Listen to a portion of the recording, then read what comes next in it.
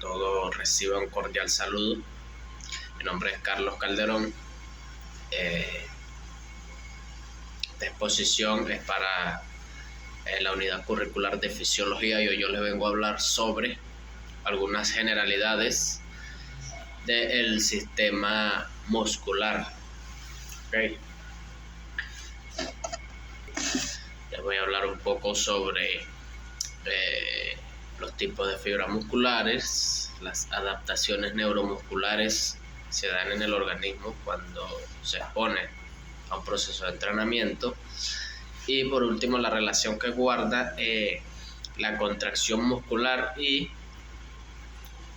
las capacidades físicas como tal.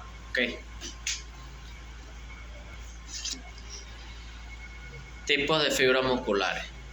En relación con el músculo, este a su vez no está formado por un único tipo de fibras musculares, sino que atendiendo a sus características metabólicas y funcionales, se pueden distinguir dos grupos bien definidos de fibras en el músculo esquelético: las fibras oxidativas de tipo 1 o fibras rojas y las fibras glucolíticas de tipo 2 o fibras rápidas o fibras blancas, perdón. Las características generales de las fibras oxidativas o de tipo 1 son las siguientes: son rojizas, tienen abundante sarcoplasma, tienen el retículo sarcoplasmático poco desarrollado, poseen una abundante red capilar, poseen abundantes mitocondrias, poseen un metabolismo esencialmente oxidativo, son muy resistentes a la fatiga y participan en actividades musculares prolongadas y de intensidad moderada. Las características generales de las fibras glucolíticas o de tipo 2 son las siguientes: tienen un color blanco, tienen un sarcoplasma menos abundante, el retículo sarcoplasmático que poseen está bien desarrollado, poseen grandes concentraciones de glucógeno, poseen muy pocas mitocondrias, tienen un menor número de capilares, predomina el sistema anaeróbico, poseen elevados niveles de ATPase y fosforilasa, son muy fatigables y obviamente participan en actividades breves e intensas. Con técnicas histoquímicas avanzadas se ha podido subdividir las fibras de tipo 2 en dos subtipos, que son las fibras 2A y las fibras 2B. Las fibras 2A tienen características de fibras rápidas, pero también presentan propiedades de las fibras de tipo 1. Las fibras 2B son las que mejor responden a la descripción general de las fibras de tipo 2, es decir, las fibras rápidas. También con técnicas histoquímicas se han identificado fibras que no responden a ninguna de las descripciones anteriores. Son denominadas fibras de transición o fibras intermedias, en las que tenemos las fibras de tipo 2AB y las fibras de tipo 2C. Estas fibras de transición pueden sufrir transformaciones por el estímulo continuo del entrenamiento.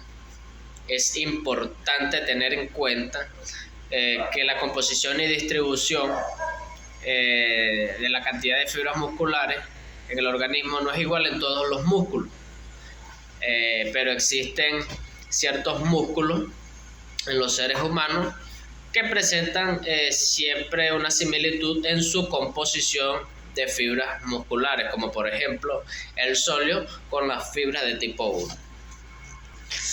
Vamos a hablar un poco sobre las adaptaciones neuromusculares inducidas por el entrenamiento, tanto a largo como a corto plazo. El aumento de fuerza que se produce derivado del entrenamiento no siempre es sinónimo de hipertrofia, ya que sobre todo el aumento de fuerza observado al inicio de un programa de entrenamiento se ha relacionado con un aumento en la actividad eléctrica del músculo, lo que significa un mayor reclutamiento y una mejor sincronización de fibras. También se sabe que el entrenamiento puede modificar el grado de fuerza muscular desarrollado a través de cambios en la utilización de los distintos elementos motrices, lográndose una contracción óptima de los músculos agonistas y una relajación sincronizada de los músculos antagonistas. Por tanto, al inicio del entrenamiento, los cambios iniciales de la fuerza tienen un origen neural, con una contribución gradualmente creciente a medida que avanza el tiempo de los factores tróficos o de hipertrofia, ya a partir de las 6 u 8 semanas de entrenamiento. Se conoce que la hipertrofia del músculo esquelético inducida por el entrenamiento no tiene lugar específico en ningún tipo de fibra muscular, aunque puede ser mayor en las fibras musculares de tipo 2 o fibras rápidas. La hipertrofia muscular es atribuible a diferentes cambios, como por ejemplo el aumento del número y tamaño de las miofibrillas por cada fibra muscular, el aumento de la cantidad total de proteínas contráctiles, particularmente de los filamentos de miosina, y el aumento de la densidad capilar por cada fibra muscular. Por último, tenemos el aumento cuantitativo y de la resistencia de los tejidos conectivos tendinoso y ligamentoso.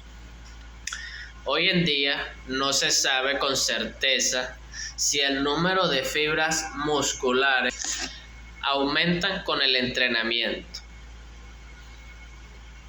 No parece existir cambios en la distribución de los diferentes tipos de fibras musculares, aunque persisten las dudas acerca de la influencia del entrenamiento precoz en etapas tempranas de la vida o incluso la influencia de las cargas de entrenamiento muy intensas a lo largo de la vida. Finalmente, debemos señalar que en relación al grado de hipertrofia producido en los distintos tipos de entrenamiento, que la hipertrofia producida en el entrenamiento de potencia es menor que con el entrenamiento de fuerza máxima. Esto se da debido a que el tiempo de activación muscular durante este tipo de entrenamiento es muy corto para inducir grandes aumentos de la masa muscular. Ahora vamos a hablar un poco sobre la relación que tienen la contracción muscular y las distintas capacidades físicas de manera general. Los músculos están compuestos en su interior principalmente por fibras, filamentos, por las proteínas actina, miosina, troponina, tropomiosina y la mioglobina, todas necesarias para que la contracción muscular se dé adecuadamente. Para que las contracciones musculares puedan darse eficientemente es necesario que se cumplan ciertos pasos. Se comienza con la conversión del potencial de reposo en potencial de acción. Las células nerviosas donde se requiere la fuerza, luego se libera la acetilcolina en la placa motora para que posteriormente los mismos se unan con sus receptores en la membrana del músculo. Luego de varios procesos, la proteína tropomiosina se mueve y se suelta la actina. Después de que esta última se une con la miosina, es cuando se logra finalmente la movilización de los filamentos en el sarcómero. Existen 3 tipos de contracciones musculares. Estas son la isotónica, que es el producto de una fuerza que ocasiona un cambio en el tamaño del músculo. La fuerza isométrica, que aunque la fuerza cambia el tamaño de la fibra muscular, esta se mantiene. Y la contracción o fuerza isotónica, excéntrica, en la que el músculo crece como consecuencia de una fuerza constante.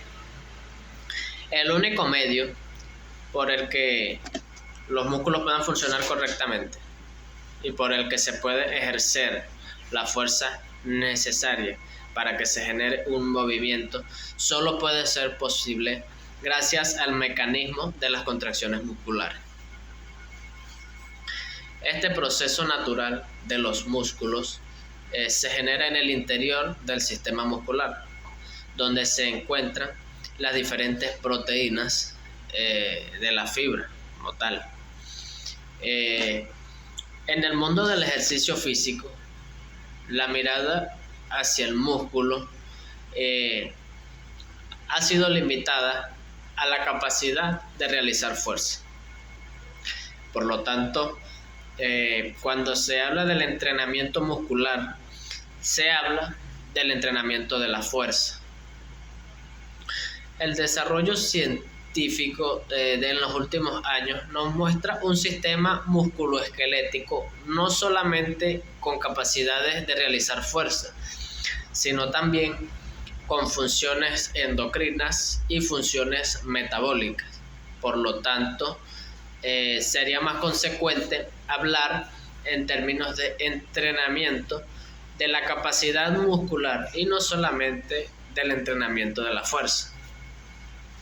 Las investigaciones han logrado demostrar cómo con el entrenamiento del músculo se obtiene no solamente el mejoramiento de la fuerza, sino también el mejoramiento o mantenimiento de la salud. Es por eso que se ha convertido en otra piedra angular del entrenamiento físico, sumado al entrenamiento de la resistencia aeróbica. La función principal del músculo es la de realizar trabajo físico. Además, tiene funciones metabólicas, tiene funciones físicas como la fuerza y la potencia, y tiene funciones de control como las endocrinas. La evidencia científica nos obliga a ver que el entrenamiento muscular no solamente está en la mejoría de la fuerza que pueda desarrollar, sino también en la potencia, en la eficiencia metabólica y en el control de la inflamación del mismo, y probablemente en otras que a través de la investigación se determinará. Y con todo esto que acabo de decir, como se podrán haber dado cuenta, esa es la relación que guarda la contracción muscular con cada una de las capacidades físicas básicas, ya que sin las contracciones musculares no hay movimiento, y sin movimiento no existe expresión capaz en la que se pueda observar o medir cualquiera de las capacidades físicas, sean básicas, sean de coordinación o sean de movilidad. Espero les haya gustado esta breve exposición. Muchas gracias. Se despide de ustedes Carlos Calderón. Nos vemos en la próxima.